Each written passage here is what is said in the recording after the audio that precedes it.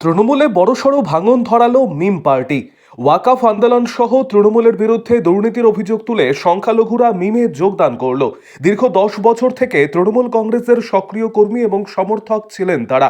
এবারে তারা তিতিবিরক্ত হয়ে মিমে নাম লেখালেন বলে দাবি মিমে যোগদানকারীদের। মালদা রতুয়া 1 নম্বর ব্লকের চাঁদমণি 2 নম্বর গ্রাম পঞ্চায়েতের রসুনপুর এলাকায় প্রায় শতাধিক তৃণমূল কর্মী সমর্থক শুক্রবার বিকেলে মিমে যোগদান করলেন। রতুয়া 1 নম্বর ব্লক মিম পার্টির সভাপতি শেখ জাহাঙ্গীরের নেতৃত্বে এই যোগদান সভা অনুষ্ঠিত হলো। শেখ জাহাঙ্গীরের বক্তব্য, সংখ্যালঘুরা নিজেদের ভুল বুঝতে পেরেছে, ঝাঁকে ঝাঁকে আমাদের দলে যোগদান করছে। আগামী 26-এর নির্বাচনে সিপিআইএম কংগ্রেস তো সাফ হয়েছে, এবার তৃণমূল ও বিজেপি সাফ হয়ে যাবে। আরও আপডেট থাকতে আমাদের ভিডিও শেয়ার ও ফেসবুক পেজটিকে লাইক করে ফলো করে দিন। আমরা টিএমসি দল করতাম, এখন বর্তমানে আমরা আসাদুদ্দিন ওয়াইসি দলে জাহাঙ্গীরদার হাত ধরে আমরা এমআইএম পার্টিতে জয়েন হলাম। কেন দল ছাড়লেন? মানে আমরা কাজ করা ছেলে, বাইরে যাই সেখানেও লাভ খাই, দেশে এসে তো সেখানে ভালোভাবে কাজ কাম নেই। কেন আমাদের এখানে কোনো একটা ফ্যাক্টরি নেই, সব গরিব এলাকা, আমাদের স্কুলেরও কোনো ভালো ব্যবস্থা নেই, রাস্তাটা স্কুল অবধি নেই। আমাদের স্কুলে বাচ্চা কাচ্চা যে পড়াতে পাঠাবো সেখানে টিচারও নেই, 2 থেকে 3টে টিচার একটা প্রাইমারি স্কুলে।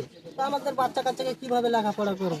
প্লাস আমাদের যে এতদিন থেকে মমতা ব্যানার্জি যে অনেক আমাদেরকে মানে এটা দিব ওটা দিব প্রতিশ্রুতি দিয়ে দিয়ে এতদিন থেকে আমাদেরকে চালিয়ে যাচ্ছে, এখন অবধি আমরা কোনো তার লাভ পাচ্ছি না।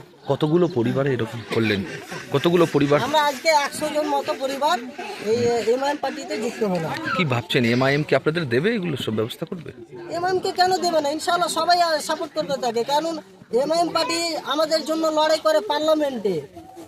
যে কোনো এই ওয়াকাফ বিল হোক, এর আগে 3 তালাক বিল হোক, যেটাই নিয়ে হোক, সে একমাত্র আসাদুদ্দিন ওয়াইসি পার্লামেন্টে কথা বলার মতন একজনই আমাদের নেতা, সেটা হচ্ছে আসাদুদ্দিন ওয়াইসি। তাহলে আমাদেরকে তার কাছেই থাকতে হবে। সে তারপরে আমাদের এখন যেটা নতুন করে একটা কানুন হলো যে আমাদের ওয়াকফ বোর্ড বিল পাস হবে না। আমাদের পশ্চিমবাংলা মমতা ব্যানার্জি নিজে বলেছে, এখন বলছে যে না এটা পাস হয়ে গেল। এই জন্য ছাড়লেন আপনারা? হ্যাঁ, তো আর কি করো, আমাদের পাশে কে আছে? আমরা তো বাইরে গেলেও তো আমরা বাঁচতে পারছি না, লাভ খাচ্ছি। বোম্বাই যাই, গুজরাট যাই, আসাম যাই। আপনারা সকলেই তৃণমূল করছিলেন? হ্যাঁ, আমরা সকলেই তৃণমূল। এখানে কোথায় এটা, কোন এলাকা? এটা আমাদের বাটনা অঞ্চল, চাঁদমণি 2। এটা হচ্ছে রসুনপুর গ্রাম। কি নাম আপনার? আমার নাম তারিকুল আজিজ।